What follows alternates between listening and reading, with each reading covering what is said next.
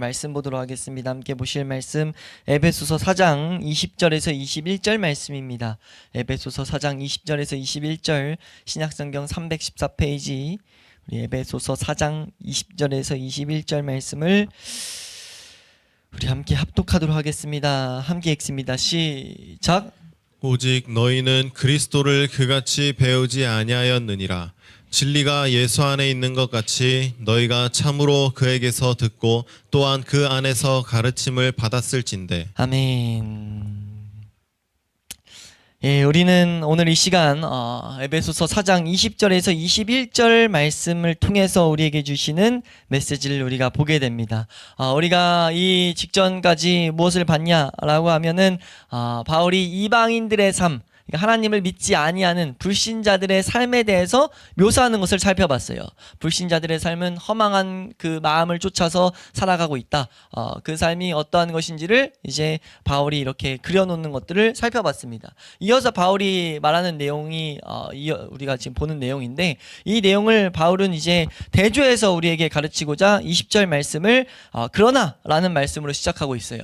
우리 한글 성경의 번역이 잘못됐다 봐도 무방합니다. 이런 의미가 이 단어 안에 뭐 찾아가면 어느 정도 있긴 하지만 단어 자체의 의미 자체도 그러나고 문맥상도 그러나예요. 그래서 지금 바울은 그러나 너희는 이라고 하면서 이 앞에 이방인들과 지금 이 말을 듣는 그리스도인들을 비교하고 있다는 거죠. 왜 비교하고 있냐면 그리스도인들이 어떠한 신분인지를, 어떠한 위치에서 우리가 변화된 자인지를 우리는 똑똑히 알아야 된다는 겁니다. 우리가 이 앞에서도 계속 이 이방인들의 삶을 살펴보면서도 조금씩 언급을 했지만, 우리가 어디에서 건진받았는지, 우리가 어떠한 상태에서 바뀌었는지를 우린 분명히 알아야 된다는 거죠. 지금 에베소 분명한 것은 우리도 그렇고 이 에베소 교인들도 그렇고 이 이방인들과 같은 삶을 살다가 왔습니다. 그런 삶을 추구했고 그런 삶이 당연한 삶이었어요. 그런데 그런 삶에서 이제 하나님의 은혜로서 이끌림을 받았다는 거죠. 어둠에서, 흑암에서 이끌림 받아서 빛으로 이끌림을 받았습니다. 그래서 우리는 이 세상의 사람들, 이방인들의 삶의 모습과 다른 모습을 가져서 살아갈 수 있게 되었다라는 것들을 바울은 강조하고 있다는 거예요. 그것이 지금 그러나 너희는 이라는 표현을 통해서 지금 바울이 지금 말하고자 하는, 바울을 통해서 우리에게 말하고자 하는 메시지입니다. 그래서 지금 그러나 너희는 이라고 말하면서 우리가 세상 밖으로 끌려 나온 것이다 라는 것을 강조하면서 지금 바울이 이어서 무엇을 말하냐면 그리스도를 이같이 배우지 않았다 라는 것을 말하고 있어요. 한번 따라할까요? 그리스도를 이같이 배우지 않았다. 여기서 지금 이같이라는 말을 당연하게, 말씀을 우리가 주의 깊게 보는 사람이라면 당연히 이같이가 지금 뭐야? 라고 한번 생각해 보게 되겠죠. 그러니까 그리스도를 이같이 배우지 않았다 라는 것을 이제 통해 가지고 이같이 배우지 않았다 라는 것이 무슨 말일까를 생각하게 하는데, 이것은 지금 사도 바울이 말하는 것은 이렇게 살아가지 못한다는 거예요. 지금 이런 생각조차 못한다는 겁니다. 그게 뭐냐면 우리가 나는 그리스도인이다 라고 하면서, 난 그리스도인이야, 난 그리스도인으로 살아가고 있어 라고 말하면서 우리가 지금 이 위에서 배웠던 이방인들이 살아갔던 그런 삶의 모습을 그대로 방치하는 것은 있을 수 없다는 거예요. 그러니까 우리가 어둠 가운데 계속 거하는 것을 방치하는 것은 있을 수 없다는 겁니다. 당연하게 너가 그리스도인이다 라고 한다면은 우리는 그들의 삶으로부터 완전히 벗어나는 것을 우리가 추구해야 된다는 거죠. 그것을 향해 나아가야 된다는 거예요. 그렇지 않다면 그리스도인이 아니라고 지금 말하고 있다는 겁니다. 너 그리스도인이야? 그리스도인이면 너는 이방인들의 삶으로부터 계속해서 반대로 다른 박질하고 있어야 돼요. 하나님을 추구하고 있어야 되고 그리스도 아는 지식을 향해 계속 나아가고 있어야 된다라는 것을 바울은 가르치고 있다는 거죠. 그렇게 생각하는 것 자체가 불가능하다라는 것을 말하기 위해서, 강조하기 위해서 지금 이런 표현을 쓰고 있다라는 것을 우리는 분명히 이해해야 됩니다. 그러니까 우리가 그리스도인이 된 후에도 이 옛날의 방식의 삶과 같이 살 수 없다. 우리는 이방인의 삶과는 전적으로 다르게 된다. 다른 것이 그리스도인의 삶이다 라는 것을 우리에게 보이고 있다는 거죠. 철저하게 대조를 이루어야 된다라는 것을 말하고 있다는 거예요. 그리스도인의 삶은요, 규정하기 힘들거나 애매한 삶이 아닙니다. 분명한 삶이에요.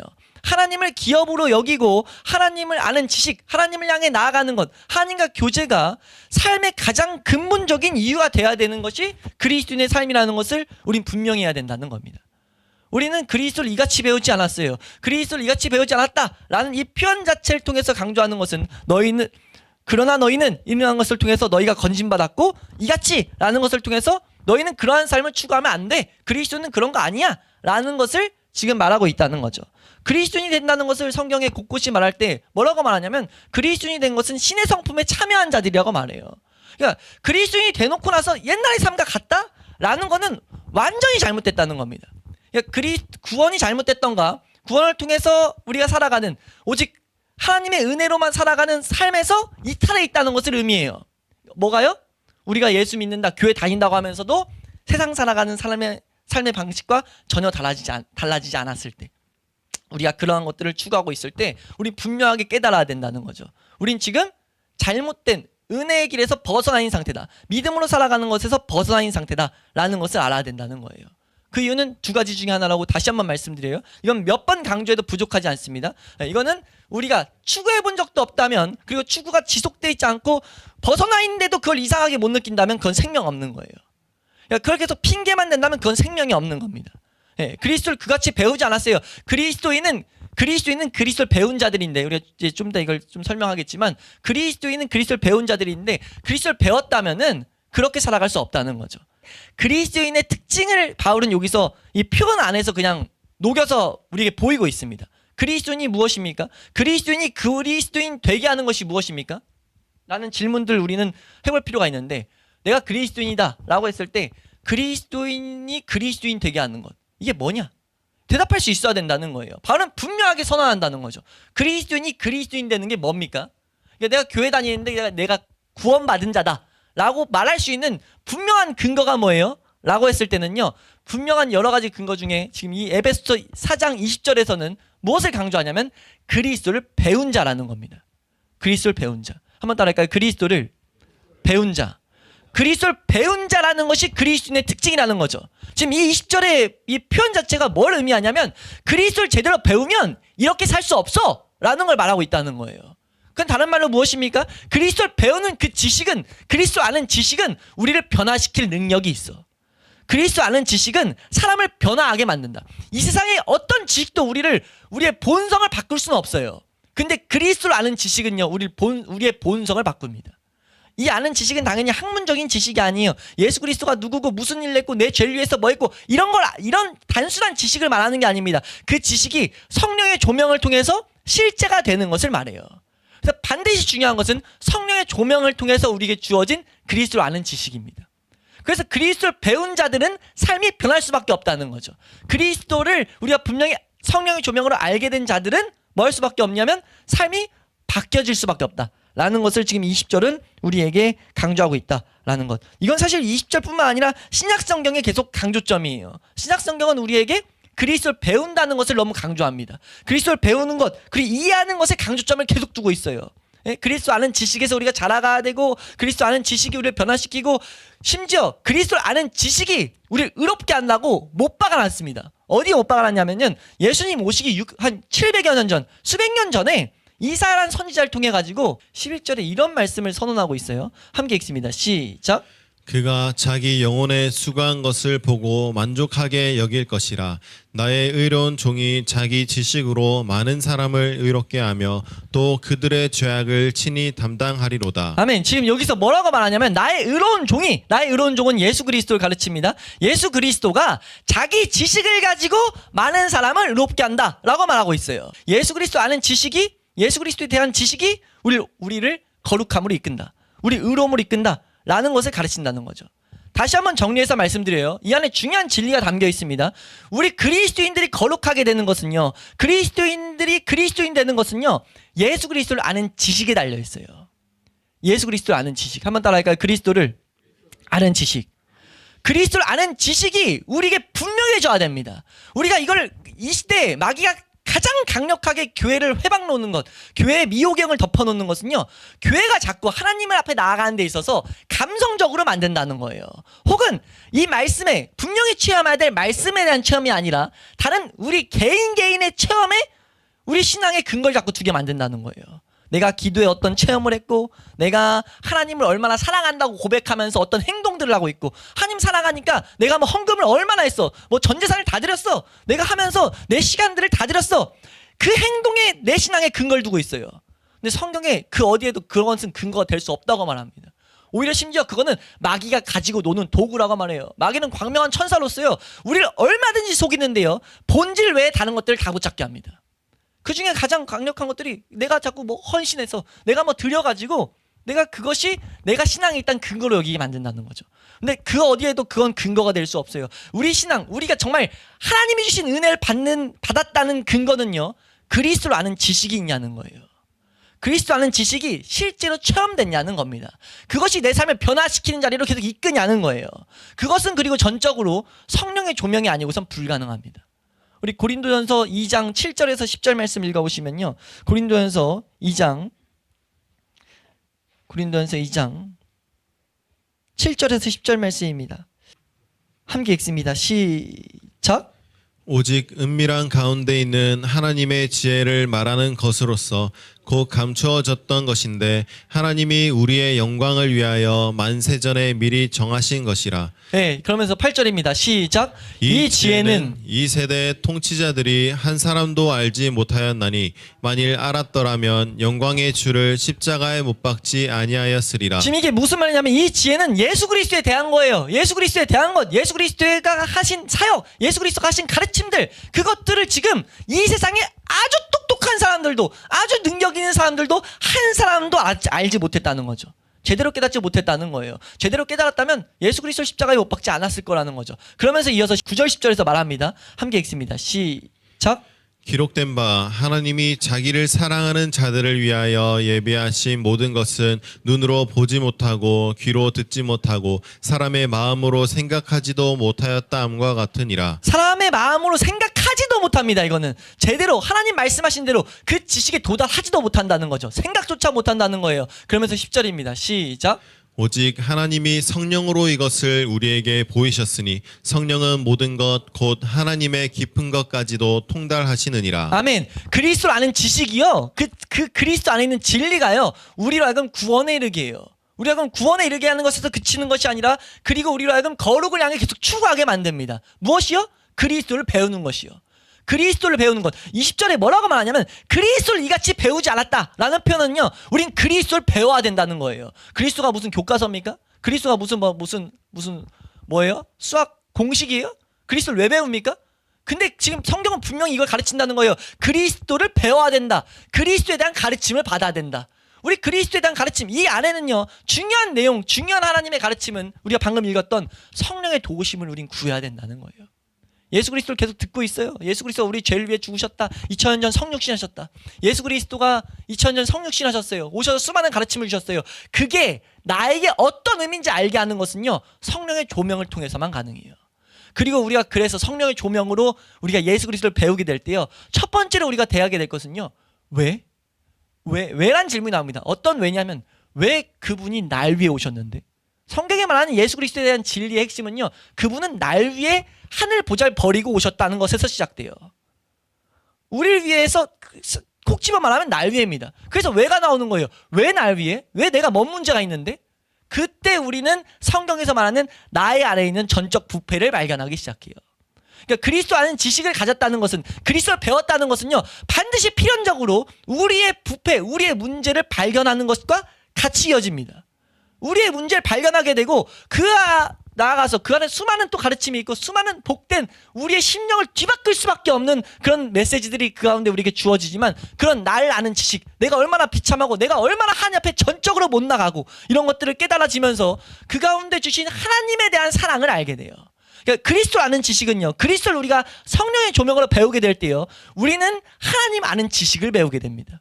우리가 하나님이 창조하신 그분이, 지금 만물을 붙드시는 그분이 나의 삶 가운데 놀라운 섭리로 지금도 역사하고 계신다는 것들을 실제로 알게 돼요.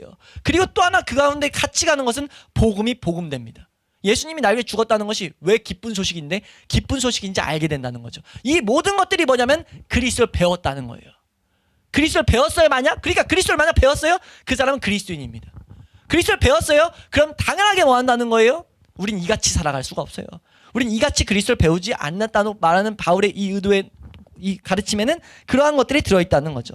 우리 디모데전서 2장 4절 말씀 한번 보시면요. 디모데전서 2장 4절 말씀 함께 읽습니다. 시작. 하나님은 모든 사람이 구원을 받으며 진리를 아는 데 이르기를 원하시느니라. 구원을 받아서 진리를 아는 데까지 이르기를 하나님은 바라고 계세요. 이 진리는 예수 그리스도입니다. 예수 그리스도에 대해서 알아갈 때 우린 뭐 하게 되냐면요. 우리 예수 그리스도를 통해서 하나님의 존재, 하나님의 성품, 하나님이 가지고 계신 하나님의 계획들 이런 것들을 향해 더욱더 나아가게 돼요. 예수 그리스도 안에서. 그렇기 때문에 우린 무엇을 해야 되냐면 이 예수 그리스도를 제대로 배우기를 갈망해야 됩니다. 그 일은 무엇을 통해서만 가능하다고요? 성령의 조명을 통해서만 가능하다고요. 성령의 깨닫게 하심을 통해서만 가능합니다. 이것이 교회의 방향이 돼야 되고 이것이 교회의 목적이 돼야 돼요. 예, 우리가 이것을 분명하게 새겨놓을 수 있기를 주의 이름으로 축원합니다. 예, 이것은 그리스도를 배우는 것은 우리의 노력, 우리의 능력이 아니라 성령의 도우심, 성령의 능력을 구해야 된다는 것. 이것이 성령을 관통하여 흐르고 있는 메시지다라는 걸 우린 분명히 알아야 돼요. 예, 이것이 하나만 예를 들어보면 최초의 유럽 쪽, 지금 유럽에 있는 최초의 회심자라고 볼 수 있는 기록이 사도행전 16장에 나오는데요. 옥감장소 이제 루디아라는 인물이 나와요. 루디아라는 인물이 회심하게 되는 장면, 첫 회심이라고 볼 수 있어요. 이게 사도행전 16장에 나오는데 이제 11절에서 15절 사이에 이런 내용이 기록되어 있어요. 근데 여기서 이 간단히 기록되어 있는데 이 루디아가 회심하게 된 내용을 이렇게 설명합니다. 14절 말씀 보시면 우리 16장 14절 말씀. 예, 유럽 지역 첫 회심자라고도 보고 있어요. 이 인물을. 근데 어떻게 회심했는가라고 했을 때 우리 함께 읽도록 하겠습니다. 14절 말씀 함께 읽습니다. 시작. 도아디라시에 있는 자색옷감 장사로서 하나님을 섬기는 루디아라는 한 여자가 말을 듣고 있을 때 주께서 그 마음을 열어 바울의 말을 따르게 하신지라. 아멘. 여기서 하나님을 섬긴다 했어도 이건 유대교 방식으로 섬기고 있던 거예요. 참된 구원을 여기서 말하고 있지 않습니다. 어떻게 회심이 일어났는가 라고 했을 때 주께서 그 마음을 열었다라는 표현하고 있어요. 주께서 그 마음을 열어서 지금 회심이 일어나게 했다는 겁니다. 이게 우리가 저번 시간에 봤던 에스겔서 36장 새 영을 죽어서 우리의 굳은 마음을 제거해서 우리 마음을 부드럽게 만든다. 들을 수 있는 귀를 갖게 만든다. 우리가 저번 시간 저저번 시간에서 계속 본 게 무엇이었냐면 불신자들이 이 비극적인 상태로 계속 빠지는 이유가 무엇이냐. 그것은 알지 못하기 때문이다. 마음이 닫혀 있어서, 마음이 지금 굳어 있어서, 총명이 어두워져 있어서 알지 못하기 때문이다 라는 것을 말씀드렸어요. 그럼 그것이 반대로 그리스도인은 그것을 알기 시작한 자들이라는 거죠. 그리고 그리스도인이 됐다면 마땅히 우리는 그것을 계속해서 추구해야 된다는 것을 우리는 분명히 알아야 된다는 겁니다. 여기서 반드시 계속 반복해서 새겨놔야 될 것은 인간의 이성으로 그리스도를 아는 것은 어떻게 보면 저주가 될 수도 있어요. 그리스도 교조주의라고 해서 교리적으로 머리로만 아는 것은요 우리를 더 딱딱하게 만들 수도 있습니다. 근데 그것이 아니라 우리가 무엇을 해야 되냐면 예수 그리스도에 대한 것들을 배우고 그것을 성령의 조명을 구해야 돼요. 반드시 기도해야 된다는 거죠. 우리가 이 지혜가 부족할 때 후히 주시고 꾸짖지 아니하신 하나님을 우리가 믿음으로써 계속해서 기도하는 모습이 있어야 된다는 겁니다. 그리고 그 지식이 우리에게 주어졌을 때 그 지식은 우리를 반드시 뭐하냐면 변화시킬 수밖에 없다 라는 것을 우리가 반드시 새겨놔야 될 줄로 믿습니다. 예, 그래서 우리가 그리스도를 이같이 배우지 않았다. 그럼 그리스도를 제대로 배우기 위해서 배운다는 것이 어떤 것이냐에 대한 좀 부연 설명. 이 부연 설명이 21절 말씀이에요. 21절 좀 간단히 보도록 할 텐데요. 21절 말씀 함께 읽도록 하겠습니다. 20절에 대한 부연 설명이라도 볼 수 있습니다. 21절 함께 읽습니다. 시작.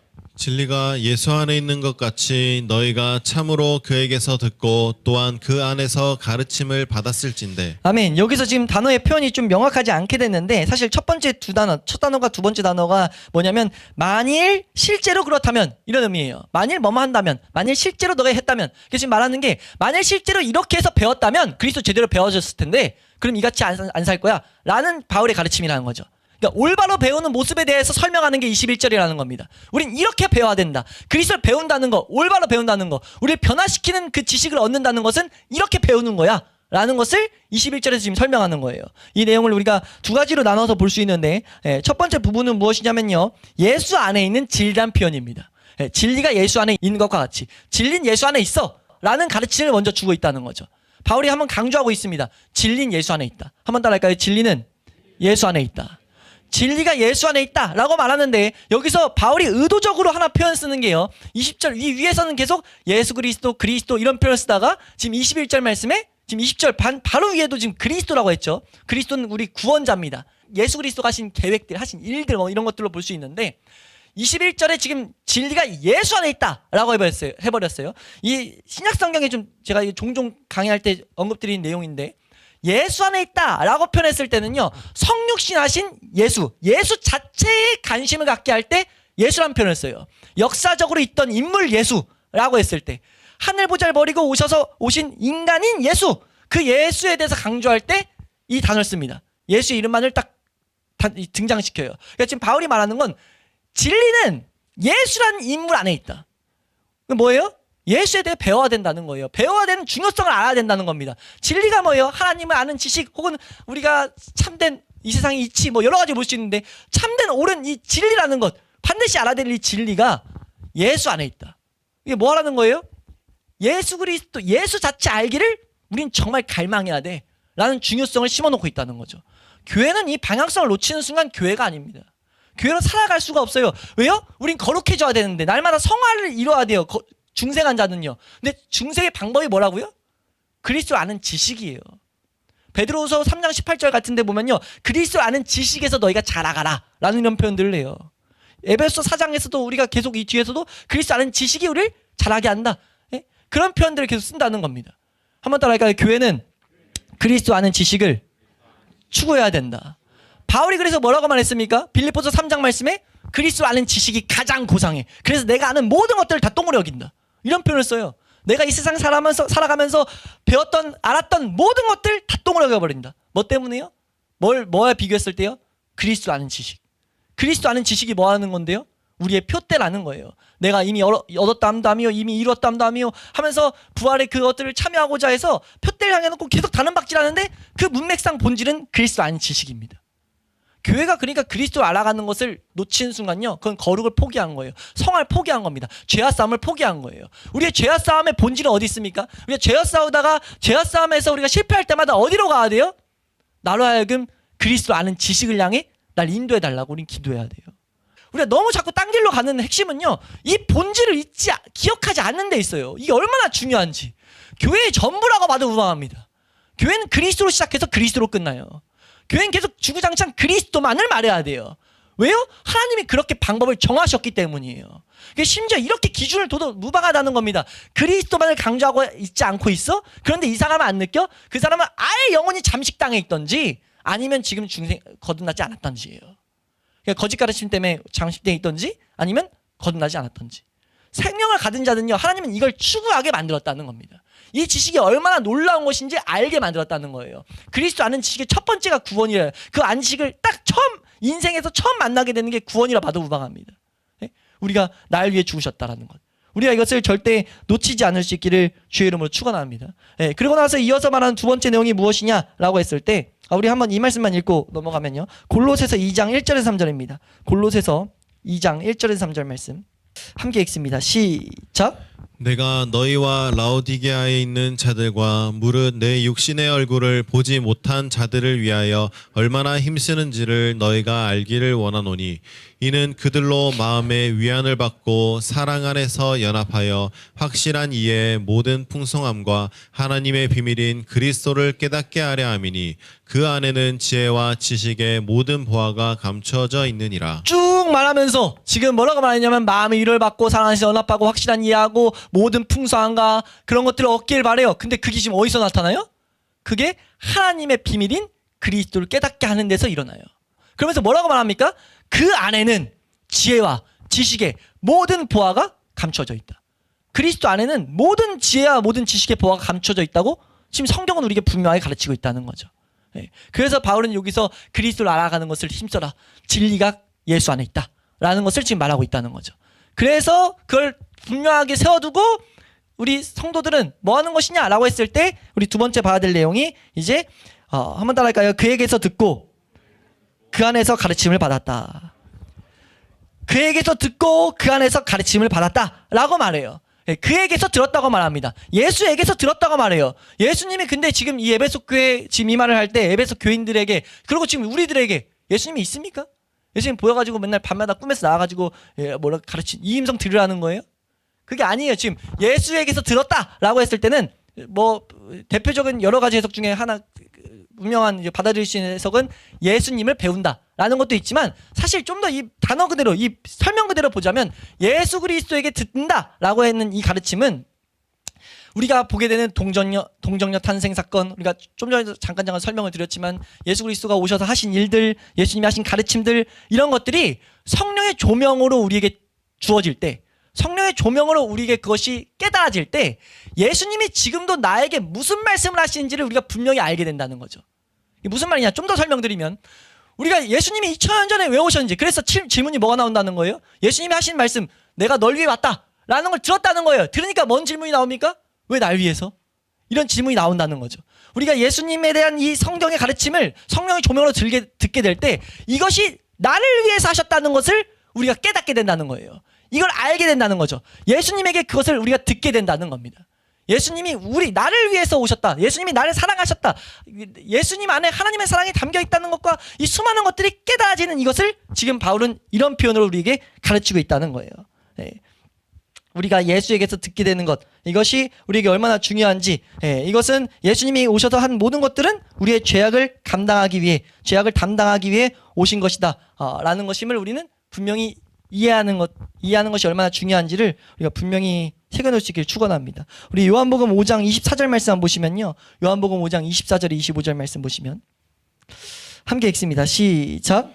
내가 진실로 진실로 너희에게 이르노니 내 말을 듣고 또 나 보내신 이를 믿는 자는 영생을 얻었고 심판에 이르지 아니하나니 사망에서 생명으로 옮겼느니라. 아멘. 지금 예수님이 말씀하시는 것이 너에게 이르노니 내 말을 듣고 라고 했어요. 지금 내 말을 듣고 나를 보내신 이를 믿는 자, 예수 그리스도의 말을 듣는 자는 지금 영생을 얻게 됐다 라는 가르침을 주는 이유가 무엇이냐면, 이런 표현들은 성경에 적힌 수많은 복음들이 성령의 조명으로 우리에게 주어질 때 예수님이 걸으심, 예수님의 가르침, 예수님이 하신 모든 그런 모습이 나를 위해서 하셨다는 것을 우리가 깨닫게 된다는 거죠. 그런 은혜가 우리에게 경험될 수 있기를 주의 이름으로 축원합니다.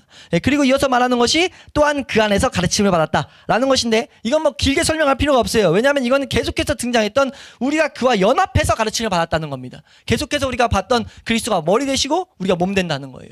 그리스도 안에서 계속해서 능력을 공급받는다는 겁니다. 능력을 공급받음으로써 우리 에베소 1장에서도 우리가 바울이 이런 기도를 했어요. 너희의 눈이 열려가지고 너희 안에서 역사되는 그 크신 능력이 무엇인지 알기 원한다. 그런 것들, 우리 안에서 역사되고 있는 그 능력들을 우리가 경험하는 것, 그때 우리 뭐 하게 됩니까? 배우게 되죠. 그리스도를 배우게 됩니다. 그리스도를 통해서 우리가 이런 은혜를 경험하고 있다는 것, 하나님의 크신 능력이 우리 가운데 있다는 것을 경험하게 돼요. 그러니까 공급받는 경험적인 측면에서, 능력을 실제로 경험받는 측면에서 우리가 그리스도를 알게 되는 것, 그리스도를 배우게 되는 것, 이걸 의미하고 있는 거예요. 그래서 그 안에서 배운다라는 것은요, 능력을 공급받는다. 우리가 능력을 실제로 우리가 하나님 아는 지식을 통해서 실제로 거룩을 향해서 추구하게 됐고, 우리가 실제로 성화의 삶을 살아가게 되고, 이런 것들을 우리가 경험하게 된다는 거예요. 그러면 당연히 뭐 하게 됩니까? 우리가 하나님의 은혜로서 하나님의 크신 능력을 계속 보게 됐어요. 하나님의 살아계심을 알게 됐어요. 그럼 당연하게 이 세상을 추구할 수 없는 건 당연한 거예요. 지금 그리스도를 이같이 배웠어요? 그리스도 이같이 배우게 됐습니까? 그럼 우리가 하라고 해도 험한 것을 쫓아가겠습니까? 우리가 성화의 삶을 그리스도의 능력을, 그리스도 안에서 능력을 공급받았어요. 하나님의 크신 능력들을 봤어요. 하나님의 살아계심을 봤어요. 봤는데도 내가 험한 것을 간다고요? 그건 일어날 수가 없는 거예요. 생각조차 안 일어나는 겁니다. 싸움의 영역이 아니에요. 이건 싸우는 게 아니라 그냥 당연히 이루어지는 그런 걸음이라는 겁니다. 그것을 바울은 지금 20절과 21절 통해서 우리에게 가르쳤어요. 그래서 22절부터 너희가 이 가르침을 통해 가지고 더욱더 이렇게 살아가라 라는 것을 말하는데, 우리가 이 시간 기억해야 될 것은, 우리가 성도가 이것을 분명히 알고 믿는다면 그 성도는 열매 없는 그 어두움의 일들과 전혀 사귐을 갖지 아니할 것이다 라는 이 바울의 가르침을 우리 마음에 새겨야 될 줄로 믿습니다. 적용한 마무리, 우리가 정리하면서 적용한 무엇이에요? 내 가운데, 내 삶 가운데 자꾸 세상과 사귐을 갖고자 하는 마음이 일어날 때마다 우리가 뭘 반드시 깨달아야 됩니까? 내가 지금 그에게서 듣는 것, 그에게서 배우는 것에, 그에게서 가르침을 받는 것에 지금 떠나 있다. 그 가르침을 내가 지금 더 받아야 된다 라는 곳으로 우린 가야 된다는 거예요. 우리가 그래서 다른 것에서 하나님의 은혜를 구하는 것이 아니라 하나님의 은혜를 주기로 한 그 장소에 우리가 있는 모든 예배자들이 될 수 있기를 주의 이름으로 축원합니다. 우리가 만약 이러한 것을 가진다면 그 안에서 소망을 가진 자마다 그의 깨끗하신과 같이 자신을 깨끗하게 한다라고 사도 요한은 가르치고 있어요. 우리가 그리스도에 대한 모든 것, 그리스도의 관계에 대한 모든 것은 우리가 우리로 하여금 계속해서 옛사람을 떠나게 만든다라는 것을 우리가 분명히 삶 가운데 경험하게 될 수 있기를 주의 이름으로 축원합니다.